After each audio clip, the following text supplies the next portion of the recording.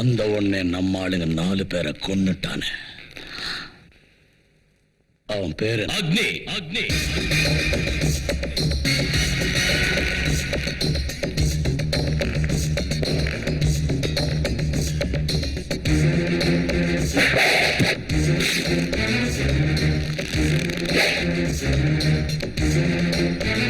நீதானா கோவிந்த?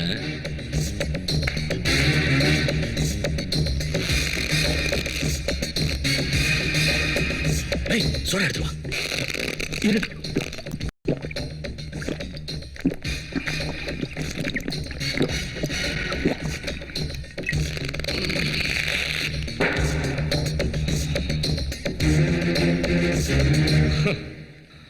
உங்க ஆளுங்க 4 பேரை நான் கொன்னுட்டேன்னு கோபமா?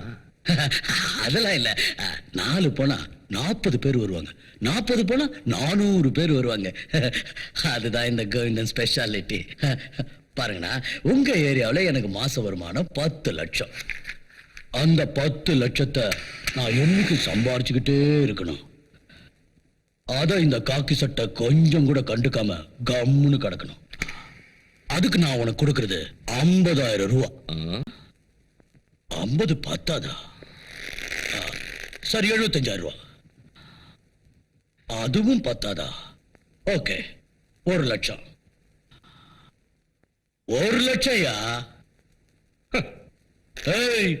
1 லட்சம் கொடுக்கறது ஜாஸ்தி இந்த கேவலமான பியூன் ட்ரெஸ்ஸுக்கு. கோவிந்தா, நீ எனக்கு பணம் கொடுக்கறதுக்கு தான வீர சூர கர்ணனா? சின்ன வயசுல இருந்து என்ன வளர்த்த அப்பனா? பொண்ணு கொடுத்த மாமனா? இல்ல, மாசம் சாலரி கொடுக்கிற ஸ்டேட் கவர்மெண்டா சென்ட்ரல் கவர்மெண்டா? நான் போட்டு இருக்கிறது லஞ்சத்துக்கு ஆசைப்பட்டு கட்சி மாத்திர காதியும் இல்ல, மஞ்சத்துக்கு ஆசைப்பட்டு ஆசீர்வாதப்படுற காவியும் இல்ல. லஞ்சம் மஞ்சங்கிற புறம்போக்கு நாயங்களை இன்ச்சா பின்னாடி குத்துற காக்கி, கதர் காக்கி. இந்த காக்கி சட்டைய விலை பேசுறது நீ அப்பாவி ஜனங்களை கொலை பண்ணி ரத்தம் குடிக்கிற அளவுக்கு சுலபம் இல்லடா பா. லவடேக்கா பா. இந்த பில்கா வேலையெல்லாம் என்கிட்ட வச்சுக்காதரா போட்ட. ஏன் சின்ன வயசுல நியாயத்துக்காக போராடினப்ப ஏன் மார்ல ஊத்துற ஆசிடுக்கே பயப்படாதவ இந்த கத்திக்கு பயப்படுவேன் நினைச்சியா? டேய், உனக்கு தம் இருந்தா ஸ்ட்ரைட்டா டீல் பண்ணடா நாயே. கோவிந்தா, இன்னும் 3 மாசத்துல நீ கட்ட ரவுடி சாம்ராஜ்யத்தை தரமட்டமாக்கி தமிழ்நாட்டை அமைதி பூங்காவா மாத்தி காட்டலன்னா நான் அக்னி ஐபிஎஸ் இல்ல. It's a challenge.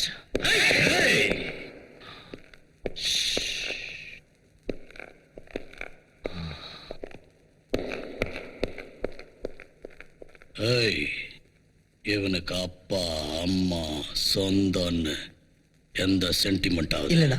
இவன் ஒண்டியாளு. ஜெயிலுக்கு அனுப்பணும்னு அந்த அனில்குமார் கங்கணம் கட்டி சுத்திக்கிட்டு இருந்தான். அவனை ஒரு வழியா தீர்த்து கட்டிட்டேன். ஆனா இப்ப அவன் பையன் என்ன தொல்லை பண்ணிக்கிட்டு இருக்கான். அவனையும் ஒரு வழி பண்ணணும். அப்பதான் நாம நிம்மதியா இருக்க முடியும். என்ன பண்ணுவான்? கரெக்டா அவனே உன்னை தேடி இங்க வந்திருக்கான். ஜாகிரதையா மேனேஜ் பண்ண.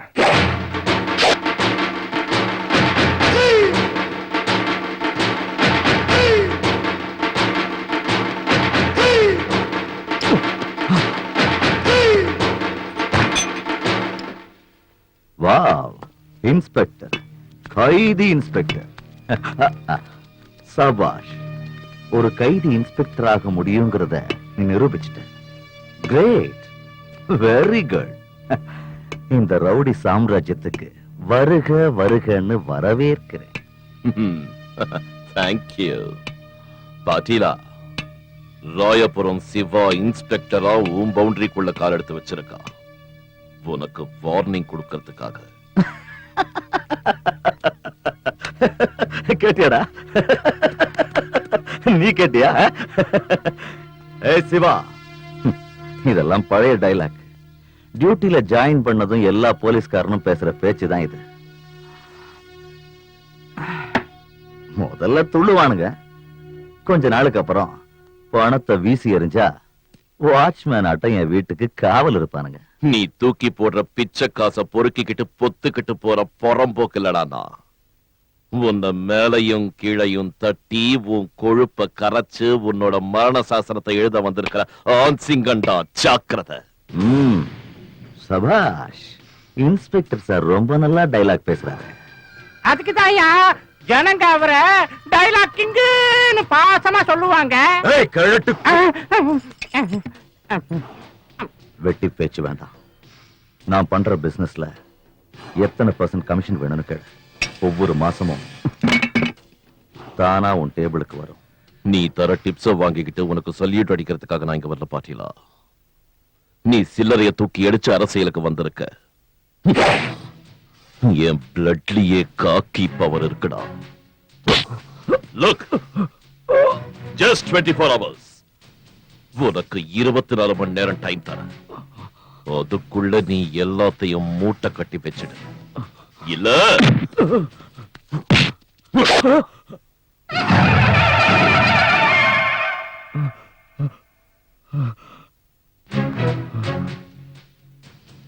நீ ஓவரா சீன் போட்ட உன் சங்கரத்து சமாதி கட்டிடுவேன். நான் எந்த ஏரியான்னு தெரியும்ல? Royapuram police station.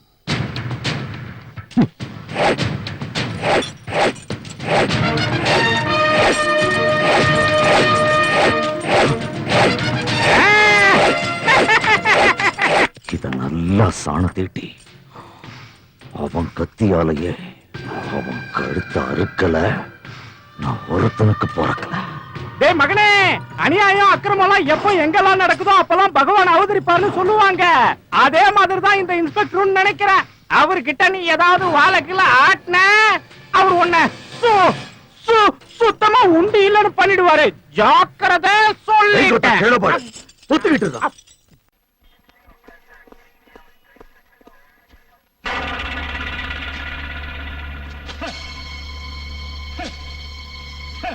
என்ன அப்படி பாக்குறீங்க? ஏன் என் மூஞ்சிய பாக்குறீங்க? கட்டிக்குங்க, கட்டிக்குங்க. பத்தல கேளுங்க, ஒரு கடையே வாங்கிட்டு வந்து போடுறேன், கட்டிக்குங்க. கட்டிக்கிறதுக்கு முன்னால நீங்க போட்டிருக்கிற யூனிஃபார்ம கட்டிட்டு மொட்டை அடிச்சு கணவனை இழந்த விதவை மாதிரி லபோதிபோன்னு வாயில அடிச்சுங்க. அதை பார்த்து நான் சந்தோஷப்படுவேன். உங்களுக்கு வெக்கமா இல்ல? சார், போலீஸ பத்தி கேவலமா பேசாதீங்க. யோ, என்னையா சினிமா டைலாக் எல்லாம் விடுற? உளுந்தூர்பேட்டை ஹைவேல ராக் அண்ட் ரோல் ராக்கம்மான்னு ஒரு பிகரை வச்சுக்கிட்டு பிராத்தல் பிசினஸ் பண்ணி பணம் சம்பாதிச்சிய, அதெல்லாம் அவுத்து விட்டா உன் மானம் போயிடியா? சரி, அதெல்லாம் விடுங்க. நம்ம நாட்டுல இது வரைக்கும் சென்ட்ரல் ஜெயில யாரும் பிளாஸ்ட் பண்ணதில்லை. ஆனா அப்படி ஒரு சம்பவம் நம்ம அரசாங்கத்திலேயே நடந்திருக்கியா? இதுக்கு என்ன பதில் சொல்ல போறீங்க? அத முதல்ல சொல்லி தொலைங்க. ஏதோ நடக்க கூடாது நடந்துருச்சு, அதுக்காக அதை யார் பண்ணாங்களோ அவங்கள திட்டுறதை விட்டுட்டு மொத்த டிபார்ட்மெண்ட்டையும் திட்டுறது தப்பு. அப்படின்னா do you mean to say it's a negligence of our jail security? Of course, ராத்திரி 9 மணில இருந்து காலையில 6 மணி வரைக்கும் வாயில விசில வச்சுக்கிட்டு பாரா உஷார்னு வாய் வலிக்க கத்துனா மட்டும் பத்தாது. ஒழுங்கா கண்ணுல எண்ணெய விட்டுக்கிட்டு ஜாக்கிரதையா யார் வராங்க யார் போறாங்கன்னு கவனமா காவல் காக்கணும். கரெக்ட்.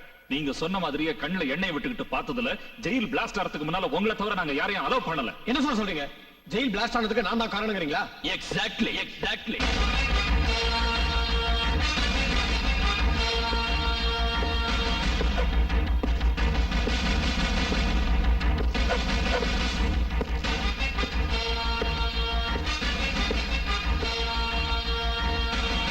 லா அண்ட் ஆர்டர் கவனிக்காம கணவன் இழந்த விதவை மாதிரி வெள்ள சேலை கட்டிக்கிட்டு மொட்டை அடிச்சுக்கீங்கன்னு சொன்னீங்க. அப்படி அடிக்க வேண்டியவங்களுக்கு அடிச்சு பூட்ஸால அடிச்சு இழுத்துட்டு போகத்தான் நான் இப்ப வந்திருக்கேன். What do you mean? Mister commissioner, take out your stars. Yagna, remember we are both IPS officers, Indian Police Service. No, you're wrong. நீ ஐபிஎஸ் இல்ல, ஐபிபிஎஸ், இந்தியன் பொலிட்டிக்கல் பிம்ஸ சேஃப்கார்ட் பண்ற நம்பர் 1 புரோக்கர். யோ, நான் இந்த ஸ்டேட்டுக்கே ஹோம் மிஸ்டர். ஏன் எதிரிலேயே இவ்வளவு எகிரிய? உனக்கு எவ்வளவு தைரியம் ஐயா? ஹோம் மினிஸ்டரையே கரெக்டா ப்ரொனவுன்ஸ் பண்ண கூட தெரியாத ஒரு அன்எஜுகேட்டட் கண்ட்ரி ப்ரூட் முன்னால நின்னு பேசுறதுக்கு தேவையானது தைரியம் இல்ல, மூளை. Hey, அவர் ஹோம் மினிஸ்டர், அவரை இந்த மாதிரி பேசுறது சட்டவிரோதம். சட்டமா? நமக்கு சுதந்திரம் கிடைச்ச உடனே தேசிய தலைவருங்க ஒன்னா சேர்ந்து கொஞ்சம் கூட யோசிக்காம இன்ஸ்டன்ட் காஃபி மாதிரி உடனே தயாரிச்ச சட்டத்தை பத்தி பேசுறியா? 100 கோடி அப்பாவி ஜனங்க வாழ வழி இல்லாம தவிக்கிற இந்த இந்தியாவை, இந்தியன் கான்ஸ்டிடியூஷனை அவங்க இஷ்டத்துக்கு அதை ஆட்டி படைச்சுக்கிட்டு மீதி இருக்கிற கொஞ்சம் நெஞ்ச செக்ஷன்களை தங்களோட சுயநலத்துக்காக அதை மாத்தி வெட்டி உன்ன மாதிரி ஐபிபிஎஸ்க்கும் அண்டர்வோல்ட் டான்களுக்கும் முதுகெலும்பா இருந்து சப்போர்ட் பண்ணிக்கிட்டு இருக்கிற அந்த பொலிட்டிக்கல் பிம்ஸ் தங்களுக்கு சாதகமா பயன்படுத்திக்கிட்டு இருக்கிற அந்த மூணாந்தர சட்டத்தை பத்தி பேசுறியா? சட்டமா சட்டம்? யோ ஐஜி, அவன் இஷ்டத்துக்கு பேசிட்டு இருக்கான், கல்லு மாதிரி உட்கார்ந்திருக்கிய. பேசியா? அட பேசியாங்கிற. பேசுங்க சார், பேசுங்க. 30 வருஷமா நாட்டோட லா அண்ட் ஆர்டர் காப்பாத்துற ஒரு போலீஸ் ஆபீசர் ஜஸ்ட் 3 நாள் குஷன் சீட்ல உட்கார்ற ஒரு அரசியல்வாதி மரியாதை இல்லாம இஷ்டத்துக்கு பேசுறான். பேசுங்க சார், பதில் சொல்லுங்க, சொல்லுங்க. Come on, speak out. Yo, அவனுக்கு மட்டும் இல்ல, உனக்கு அவ்வளவுதான். தூங்கு அத்தா.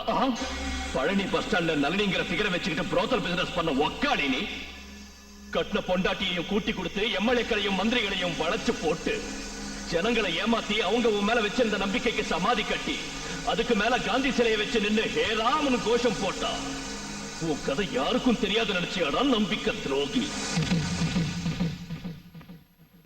ஃப்ரெண்ட்ஸ், ஜெயில் பிளாஸ்ட் பண்ணி தீவிரவாதிங்க எஸ்கேப் ஆகிற மாதிரி பண்ணது so called home minister Chellappa and police commissioner Paulraj. தப்பிச்சு போக முயற்சி பண்ணவங்களே தப்ப ஒத்துக்கிட்டு இருக்காங்க. சோ இவங்க துணியை அவுத்து சேலையை கட்டுறீங்களோ இல்ல சொரி நாய் அடிக்கிற மாதிரி தெரு தெருவா அடிச்சு இழுத்துட்டு போறீங்களோ? Choice is yours.